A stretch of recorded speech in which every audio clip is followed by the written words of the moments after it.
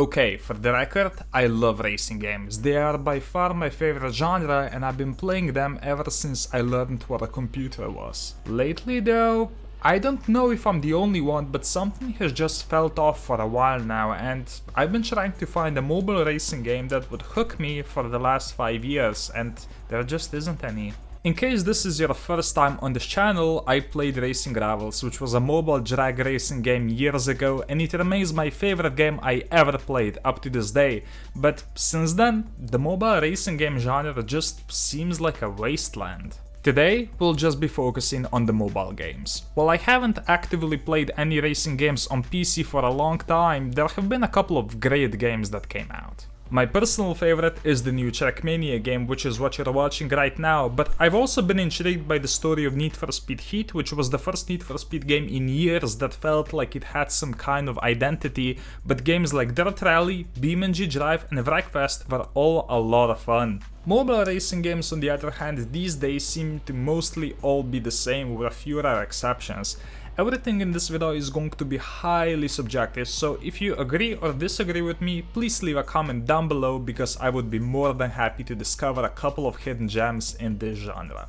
I'll be skipping over the numerous 3D driving simulators because to me they seem entirely copy-pasted low-effort versions of much better PC games. Instead, today we'll be focusing on games that are supposed to keep you returning to the game, like Top Drives, Rebel Racing, Forza Street and many others. Anyway, let's take a look at a few reasons why I think most mobile racing games these days are just bland.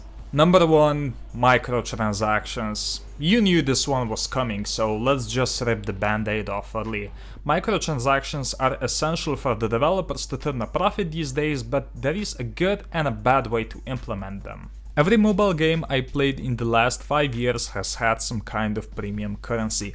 At their best, they would go hand in hand with the regular currency while offering some exclusive goodies like certain cars or speeding up the progress by just a little, but at their worst you get games that are exclusively pay to win. Speaking of pay to win, let's talk about Top Drives because I feel like it's one of the biggest culprits of this. Now, I played Top Drives for over 4 years and I spent way more money than I should have on it, and I did enjoy it for a while, but lately they just went overboard with microtransactions. You don't buy cars in Top Drives, instead you open packs. You can get some cars as rewards, sure, but the legendaries, for example, are extremely rare, and as a free-to-play player, you'll keep on getting destroyed in events by people who spend hundreds, if not thousands, on packs. I was one of the spenders in Top Drives, but even I couldn't complete any of the recent challenges because even though I had over 1000 cars, I was lacking one super specific car that would be absolutely useless outside the event.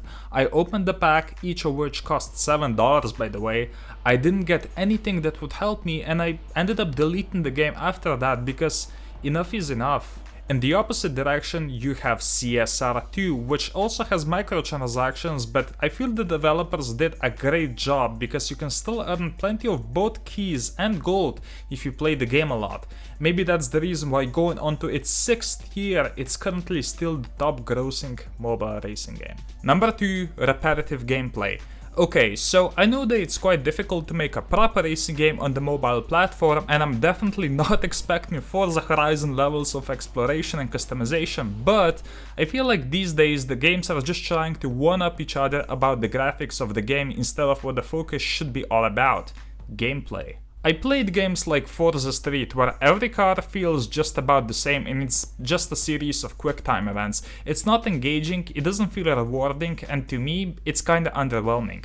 Sometimes a game which takes a completely different approach and just makes the racing as simple as possible comes out on top. I think that drag racing games for mobile are probably still the most viable, and CSR2 is probably the best drag racing game today. Now, if you guys watched my videos years ago, you might be calling me a hypocrite right now, because both Car Town and Racing Rivals, which I played a lot, were also often criticized for being repetitive, which is true to a certain extent. Car Town was a super simple Facebook game which focused more on car collecting, and it did a lot of things with a very simple premise, and Racing Rivals was a simple drag racing game, but every car had a unique drop launch and different shifts, and if you were bored with one car, you could simply hop in a different one and have a completely different experience. But even Racing Rivals wasn't immune from number 3, the progression halt. I think that one of the most annoying things in mobile racing games is the fact that you can't race if you run out of fuel or boosts or whatever the mechanic that limits your ability to race is. Waiting hours for an upgrade to finish or for your fuel meter to be full is painful and it keeps you from enjoying the game as much as you otherwise would, but thankfully some games keep these limits specific to the cars you raced, which makes a lot more sense. Number 4, the story. I feel like every single tutorial is just like, hey rookie, try out my cool car to see if you're any good. Then you progress to the car classes defeating nondescript mini bosses, for some of which you sometimes have to grind endlessly or spend real money to defeat, until you get to the final boss, which has little to no personality outside the few pictures of him taunting you. That storyline was fine at first, but it's become so common these days that it's absolutely boring, and personally it does detract me from enjoying a game. Number 5, the progression. So this one's gonna be even more subjective than most, but the progression in modern mobile racing games just seems boring. You pretty much have the exact same set of cars and car classes in every single game. You'll have like a Mini Cooper or a Fiesta ST or a Veloster at the lowest tier,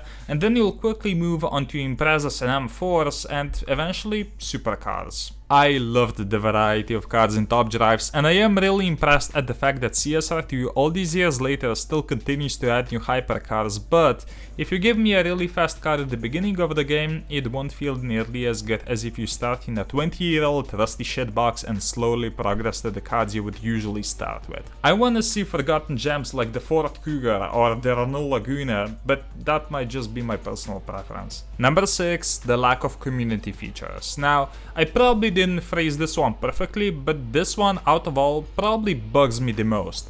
Once again, I have to mention Racing Rivals because I want to highlight one very specific feature from it that I think is absolutely crucial. The pink slip races. In Racing Rivals, not only did it bring the stakes to the highest level possible, but it also allowed people to start trading and selling cars with each other, and it gave the game the feel of community that, sadly, I didn't feel in any other game since. Now, it doesn't have to be pink slips, maybe just a feature that allows people to trade with each other, and hell, the developers would sure be able to make money with that.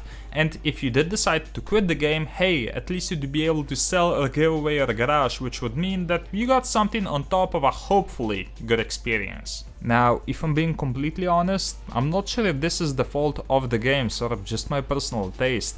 There's even a chance that I might just be getting too old for this shit. There were a couple of good mobile racing games that I've played throughout the last few years, but the problem with me is that I instantly compare a racing game I play to Racing Rivals, and even though that game wasn't perfect and suffered from a couple of points I mentioned on this list, it was still highly enjoyable, and I don't think a game like that is currently out there, and no, Rush Racing 2 will never ever replace Racing Rivals, not even close. Anyway, rant over. So I've really been thinking about this a lot lately, and I'm not sure if I'm the only one feeling this way, so if I am, make sure to leave a comment down below, but if you guys want to see more content like this, make sure to leave a like and subscribe, and I'll see you next time.